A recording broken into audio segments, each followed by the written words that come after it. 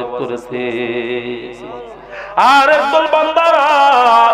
একদল বান্দারা তারা আরশে আজিমে জান্নাতে যাবে না, বাম দিকেও যাবে না, তারা ডান দিকেও যাবে না, মধ্যখানে সুন্নতের মধ্যে তারা থাকবে না।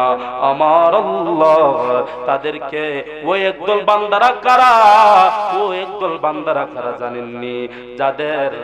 যাদের আমল আর যাদের নেকি এবং বদ আমল এক সমান। কি এক সমান? যাদের ভালো আমল আর যাদের খারাপ আমল এক সমান হয়েছে, অর্থাৎ নেকি এবং বদ আমল যাদের মিজানের পাল্লা নাপার পর এক সমান হয়ে গেছে, তাদেরকে আমার আল্লাহ কির মধ্যে রাখবে?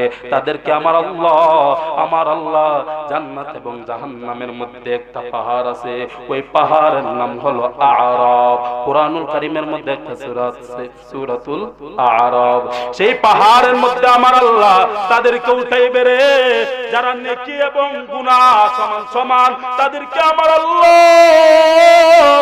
তাদেরকে সেই পাহাড়ের মধ্যে উঠিয়া আল্লাহ একটা নজর জান্নাত দেখাইবে, জান্নাতটা দেখাইবে।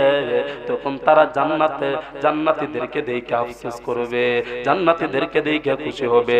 আবার আল্লাহ আরেকটা নজর জাহান্নামকে দেখাইবে, জাহান্নামকে দেখিয়া তারা অনেক কষ্ট পাইবে, অনেক কষ্ট পাইবে, তাদের অন্তরের মধ্যে অনেক কষ্ট পাইবে।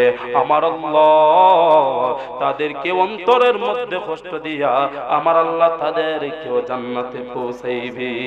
সুবহানাল্লাহ।